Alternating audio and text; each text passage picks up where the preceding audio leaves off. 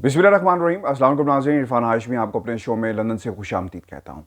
Viewers, 3 खबरों पर तफसील से हम बात करेंगे। लंदन से कुछ डेवलपमेंट्स हैं जो आपके सामने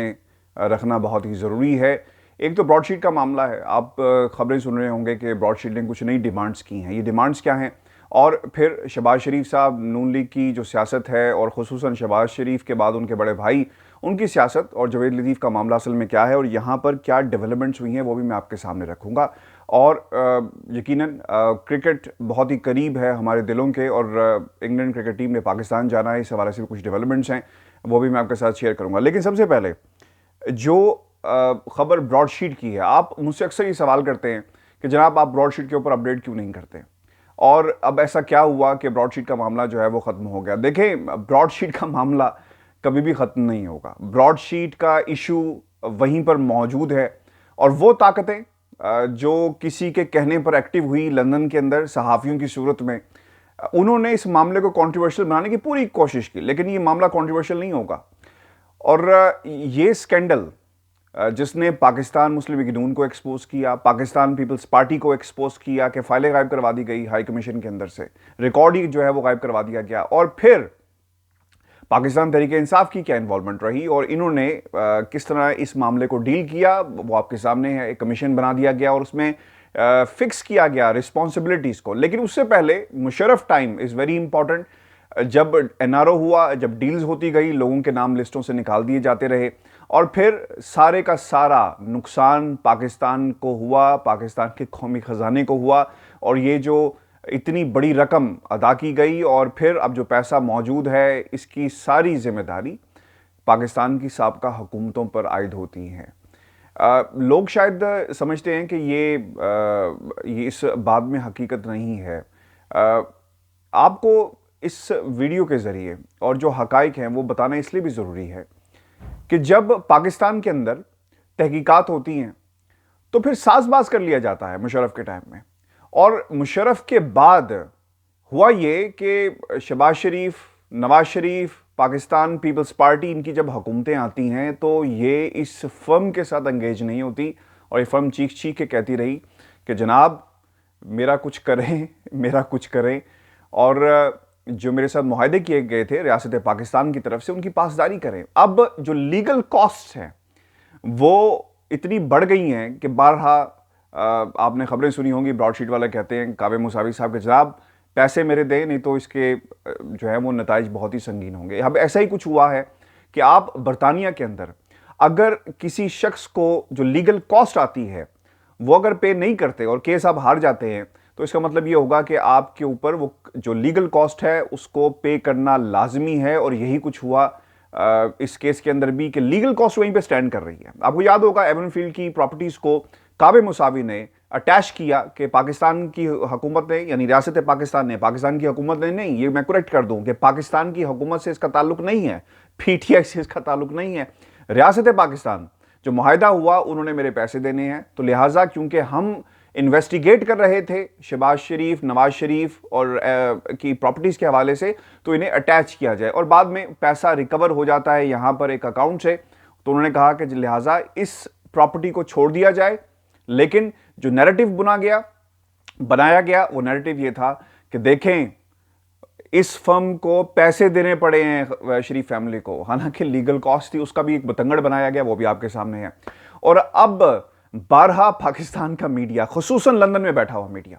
इस खबर को चलाता है, फोन घुमाता है, लोगों को बताता है कि जनाब इस खबर में कुछ नहीं है। अरे इस खबर में कुछ ना होता, पाकिस्तान की हुकूमतों ने जिस तरह इस मामले को डील किया और जुडिशल कमीशन के अंदर लिखा गया कि जनाब पाकिस्तान के पास इंटरनेशनल मुआहदे करने के लिए एक्सपर्टीज़ मौजूद नहीं है, और अहमद बिलाल सूफी साहब का नाम जो है लिया गया उसके अंदर कि किस तरह एक मुर्दे के अंदर जान डाली,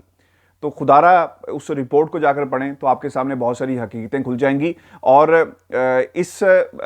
मेरी सबसे पहले तो बहुत सारी माजरत अपने तमाम सुनने वालों के लिए कि मैंने ब्रॉडशीट को जो है बीच में छोड़ दिया, रिपोर्ट नहीं करता था, क्योंकि ऑब्वियसली एक इशू है, एक स्टोरी है, इसे रिपोर्ट करना बहुत ही ज़रूरी है। लेकिन इससे फ़ायदा उन ताकतों को हुआ जो यहाँ पर बैठकर आज भी कहती हैं। आप आज फ़ोन करें कावे मुसावी को, पाकिस्तान का कोई शख्स भी फ़ोन कर सकता है और जाके उससे पूछें कि जनाब क्या اس کیس میں چونکہ پیسے آپ نے حکومت پاکستان یعنی پاکستان کی ریاست سے لیے تو کیا یہ چیز بری کر دیتی ہے شریف خاندان کو؟ تو وہ آپ کو آج بھی کہے گا کہ جناب پیسے موجود تھے، جائیدادوں کا پتہ کروایا گیا، سب چیزیں موجود تھی، اور آج بھی وہ یہ کہے گا کہ میرے سے معاہدہ کریں، میں آپ کو ان کے تمام ٹھکانوں کے بارے میں بتا دوں گا کہ انہوں نے کیسا پاکستان سے پیسہ یہاں پر بھیجا۔ معاملہ یہ ہے کہ اس کو کمیشنز کے چکر میں اور اس معاملے کو خراب کیا ان تمام حکومتوں نے اوور دا ایئرز، اور پھر جوڈیشل کمیشن کی رپورٹ بھی پبلکلی موجود ہے، آپ اسے بھی پڑھ سکتے ہیں۔ اب ہوا کیا ہے ویورز، جو نئی ڈیولپمنٹ ہے براڈ شیٹ کے حوالے سے وہ میں آپ کے سامنے رکھ دیتا ہوں، کیونکہ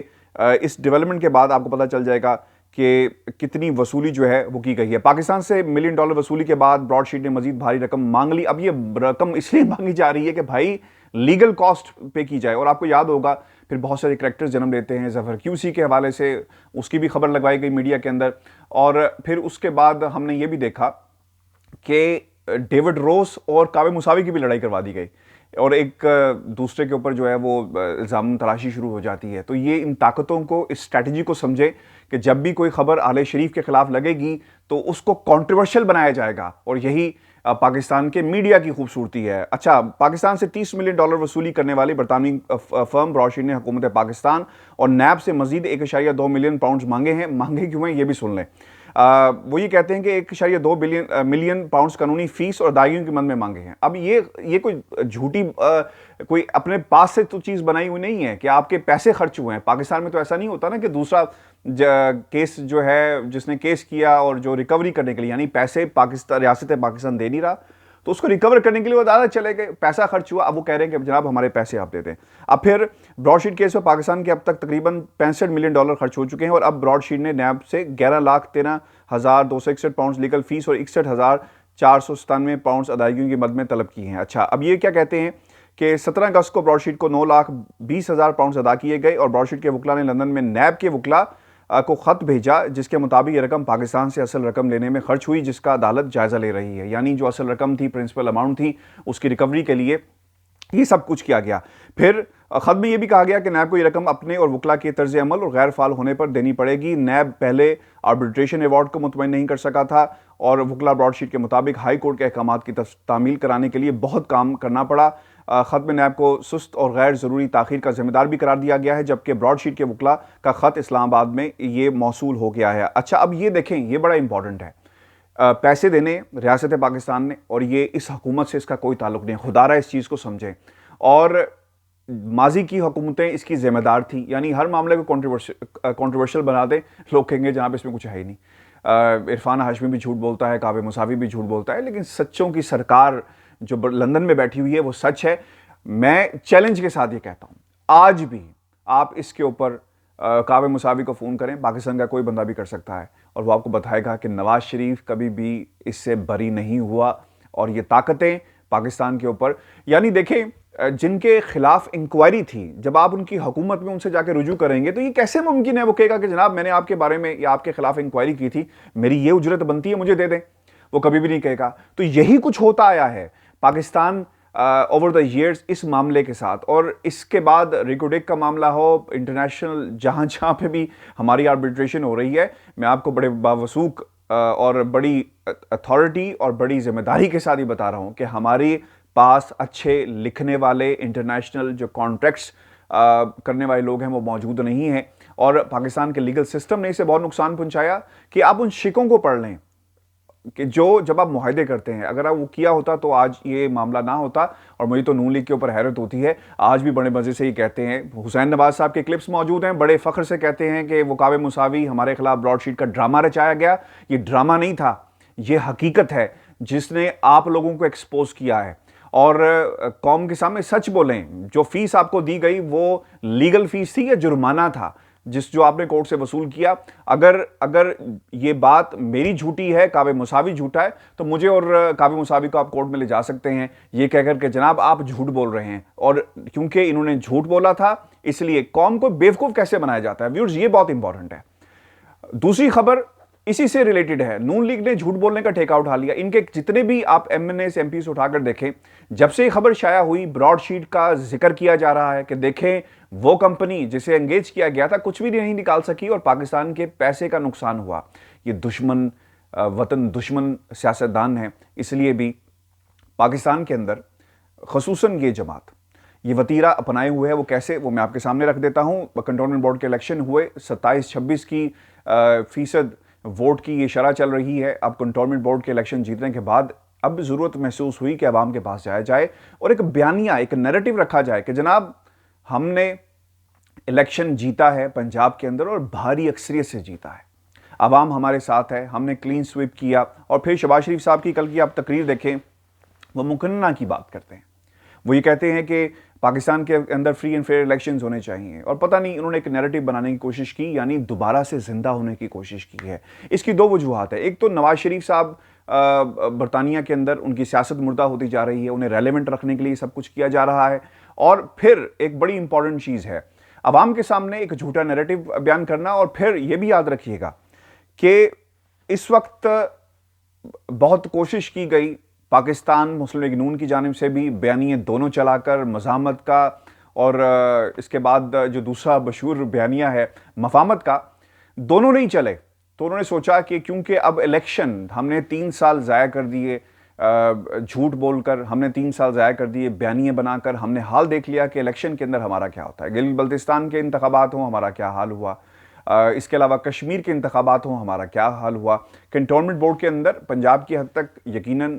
غلطیاں ہوئی ہیں پاکستان تحریک انصاف سے، جسے درست کرنا بہت ہی ضروری ہے. آپ کو یاد ہوگا اس کی میدان عمل میں آنے کی ایک سب سے بڑی وجہ مسلم لیگ نون کی یہ بھی تھی کہ پاکستان پیپلز پارٹی میدان عمل میں ہے. اور پھر یہ بھی چیز یاد رکھیے گا کہ ایک دوسرا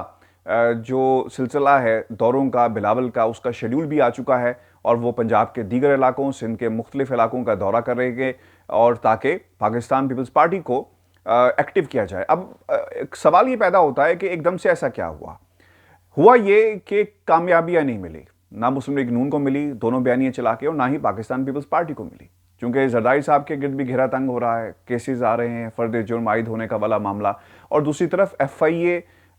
کا معاملہ، یعنی جو پیشیاں ہیں شہباز شریف کی اور حمزہ کی، اس کے اوپر بھی چیزیں جو ہیں وہ تیزی سے آگے بڑھ رہی ہیں. تو یہ چیزیں ہمیں یاد رکھنی ہوں گی، چونکہ ان فرنٹس کے اوپر جو بیانیے کو اپنا کر چلنے کی کوشش کی گئی، جلسوں جلوسوں جلاؤ گھراؤ اور پھر لانگ مارچ، اس سے یہ حکومت جانے والی نہیں ہے. اب انہیں واحد راستہ نظر ہی آ رہا ہے. جو پاکستان مسلم لیگ نون کے اندر لوگوں سے میری بات ہوئی جو بہت ہی قریب ہیں لندن میں بھی اور پاکستان میں بھی اور پیپلز پارٹی میں، وہ یہ کہتے ہیں کہ اب ہمیں الیکشن میں، یعنی الیکشن کی تیاری کرنی ہے. یہ نہ ہو کہ ہم کرپشن کا بیانیہ اپناتے رہیں اور پھر ہمارے ساتھ جو ہے الیکشن کے اندر حالات خراب ہو جائیں. اب اس چیز سے پاکستان تحریک انصاف کو بھی سمجھنا ہوگا. اگر نون لیگ جس کے اوپر کرپشن کے بہت سارے کیسز ہیں، لیڈرز بھگوڑے ہیں، بھاگ چکے ہیں ملک سے، اگر وہ یہ سوچ رہے ہیں کہ تنظیم سازی کی جائے، عوام کے ساتھ رابطہ بحال کیا جائے، تو پاکستان تحریک انصاف کو یہ رابطہ بحال کرنا ہوگا. سندھ کے اندر بھی جب اعلان کیا گیا کہ ہم سندھ میں جائیں گے تو ایک دم سے پیپلز پارٹی ایکٹیو ہوئی. پنجاب کے اندر ایک جو کنٹونمنٹ بورڈ کے الیکشنز ہوئے تو ایک امید کی کرن جاگی ہے ان لوگوں کے لیے. اب وہ چاہتے ہیں کہ اس کو کیپٹلائز کیا جائے، بے شک جھوٹ بول کر کیپٹلائز کیا جائے. تو پاکستان تحریک انصاف کو سوچنے کی بات ہے. آپ کو آخر میں جو بہت ہی امپورٹنٹ خبر ہے جہاں تک تعلق ہے پاکستان کے وزیر خارجہ شاہ محمود قریشی کا، اس کے حوالے سے بھی میں آپ کو خبر دیتا چلوں کیونکہ یہ امپورٹنٹ ہے. اور اس لیے بھی امپورٹنٹ ہے کیونکہ پاکستان کی جو خطے میں اس وقت جو صورتحال ہے اس کا جائزہ پوری دنیا لے رہی ہے، مختلف ممالک لے رہے ہیں. اور اس وقت جو ٹینشن بنی ہوئی ہے آسٹریلیا اور امریکہ اور پھر اوبیسلی برطانیہ کے حوالے سے بھی، اور یورپی یونین ناراض نظر آ رہی ہے. اس دوران جب شاہ محمود قریشی صاحب برطانیہ آتے ہیں تو ان کا شیڈیول ایک جاری کیا گیا ہے، اور اس کے مطابق میں آپ کے سامنے تفصیلات رکھ دیتا ہوں کہ 27 سے 29 سپتمبر تک لندن کا وہ دورہ کریں گے، اور اس دورے کے اندر وہ اپنے ہم منصب سے ملاقات بھی کریں گے. اس لیے امپورٹنٹ ہے کیونکہ تھنک ٹینک سے خطاب کرنا ہے. میں نے ماضی میں بھی شاہ محمود قریشی صاحب برطانیہ آئے، یہ سوال ان کے سامنے بھی رکھا کہ آپ اپنے لوگوں کو بلا کر جتنی مرضی پریس بریفنگز دیں، کانفرنسز کریں، اس کا کوئی فائدہ نہیں ہونا جب تک آپ دنیا کے پلیٹ فارم پر، دنیا کے میڈیا کے سامنے کشمیر کی صورتحال کو نہیں رکھیں گے. اور اب کیونکہ افغانستان کا معاملہ چل رہا ہے تو اس تناظر میں تھنک ٹینکس میں ملاقاتیں ان کی ہوں گی، خطاب کریں گے. تو یہ امپورٹنٹ ہے، دنیا کو بتانا بہت ہی ضروری ہے. اور جب تک انگلش نیوز پیپرز کے اندر، انگلش میڈیا کے اندر، ورلڈ میڈیا کے اندر یہ موقف سامنے نہیں آئے گا، چونکہ دنیا اس وقت دیکھ رہی ہے پاکستان کو افغانستان کی صورتحال کے حوالے سے کہ ہم کہاں پہ سٹینڈ کرتے ہیں، ہماری افغانستان کے حوالے سے کیا پالیسی ہے، انٹرنیشنل پلیئرز جس میں رشیا ہے اور اس کے بعد چائنا کا کردار ہوگا، اس چیز کو مانیٹر کیا جا رہا ہے۔ اور پھر ایران کے ساتھ بھی پرائم منسٹر پاکستان کی عمران خان کی ملاقات ہوتی ہے، وہاں پر بھی وہ ملے، اور پھر دیگر ملکوں سے جو ملاقاتیں ہو رہی ہیں اس کو بھی کلوزلی دیکھا جا رہا ہے۔ اب اس دورے کی اہمیت اس لیے بھی بڑھ گئی ہے کیونکہ یہ بھی اطلاعات ہے کہ عمران خان صاحب جو ہیں وہ برطانیہ کا دورہ بہت جلد کریں گے، تو پھر جو ہمارے سورسز میں بتاتے ہیں کہ باقاعدہ پلان کیا جائے گا کہ کن امور پر بات ہونی ہے، اور اگر دورہ ہوتا ہے جس کی ابھی تک کنفرمیشن پوری طرح نہیں آئی تو پھر کن امور کو زیر بحث لایا جائے گا۔ تو ویورز یاد رکھیے گا یہ صورتحال ہے، اور پاکستان کرکٹ کے حوالے سے آپ کو بتاتے چلیں انگلینڈ ٹیم نے پاکستان جانا ہے، اس وقت جو 48 گھنٹے پورے نہیں ہوئے، اور کوشش یہ کی جا رہی ہے کہ پاکستان کی حکومت کی طرف سے کہ کسی طرح برطانیہ کی حکومت کو منایا جائے، اور سچویشن کے ساتھ جو برطانیہ جو پاکستان میں جو گراؤنڈ ریالٹیز ہیں، جو گراؤنڈ پہ اس وقت ان کی ٹیم موجود ہے، ان کو اعتماد میں لیا جائے، اور پھر انفارمیشن شیئرنگ کا معاملہ شروع ہو چکا ہے، اور بہت جلد prime minister of Pakistan Imran Khan اس سلسلے میں بورس جانسن سے بھی جو ہے وہ ٹیلی فون پر رابطہ کریں گے، ایسی اطلاعات بھی ہیں تاکہ پاکستان کا موقف سامنے آ سکے، اور کیونکہ یہ اس وقت معاملہ پاکستان کے کرکٹ کا نہیں ہے بلکہ پاکستان کے وقار کا ہے، پاکستان کی عزت کا ہے، اور وہ دشمن عناصر نیوزی لینڈ کی ٹیم تو چلی گئی، لیکن ایک احسان اس قوم پر یہ کیا کہ دنیا نے یہ دیکھ لیا کہ پاکستان کا کون خیر خواہ ہے، اور یہ سیاستدانوں کی کھال کے اندر جو بھیڑیے موجود ہیں وہ کیا سوچتے ہیں پاکستان کے حوالے سے۔ ویورز بہت سیاست ہوئی ہے نیوزی لینڈ کی کرکٹ ٹیم کو جب سے یہاں سے گئی، اور لندن میں تو خیر نواز شریف صاحب نے کہہ دیا کہ we are back to square one. انہیں یہ بھی یاد رکھنا ہوگا کہ ان کے ٹائم میں کتنی کرکٹ ہوئی ہے، اور حالات جو ہیں اس کے خراب ہونے کی کیا وجوہات تھی۔ ویورز یہ ہماری آج کی ویڈیو تھی، اور میں معذرت چاہتا ہوں ایک بار پھر کہ براڈ شیٹ کے معاملے پہ میں آپ کو باقاعدگی سے اپڈیٹ نہیں رکھ سکا، لیکن اب میری انشاءاللہ یہ کوشش ہوگی کہ میں ہر اس اینگل کو آپ کے سامنے لے کر آؤں جس سے اس معاملے کو کنٹروورشل بنایا گیا۔ یاد رکھیے گا یہ معاملہ ریاست پاکستان سے ہے جو شروع ہوا مشرف کے ٹائم میں، اس کا اس حکومت سے کوئی تعلق نہیں ہے، صرف جو لائبلٹیز ہیں وہ اب پے کرنی ہے، چاہے آپ اس حکومت کے کھاتے میں ڈال دیں یا پرانی حکومتوں کے کھاتے میں ڈال دیں۔ یہ بیانیے کی جنگ ہے، یہ خبروں کی جنگ ہے جو میڈیا کے ذریعے آپ تک پہنچائی جاتی ہیں۔ ویورز کمنٹس بھیجیے گا اور چینل کو ضرور سبسکرائب کریں۔ اجازت دیجیے، اللہ نگہبان۔